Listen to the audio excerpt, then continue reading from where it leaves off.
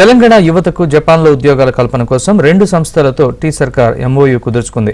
Japan టోక్యోలోని TERS, Raj group ఏజెన్సీలతో CM Revanth Reddy TOMCOM ఒప్పందం చేసుకున్నారు. దీని ప్రకారం వచ్చే 2 ఏళ్లలో జపాన్లోని హెల్త్ కేర్, ఇంజనీరింగ్, ఆతిథ్య, నిర్మాణ రంగాల్లో 500 మందికి ఉద్యోగాలు లభించనున్నాయి. టోక్యోలోని టీఈఆర్ఎస్, రాజ్ గ్రూప్ ఏజెన్సీలతో సీఎం రేవంత్ రెడ్డి టామ్కామ్ ఒప్పందం చేసుకున్నారు. దీని ప్రకారం వచ్చే 2 ఏళ్లలో జపాన్లోని హెల్త్ కేర్, ఇంజనీరింగ్, ఆతిథ్య, నిర్మాణ రంగాల్లో 500 మందికి ఉద్యోగాలు లభించనున్నాయి.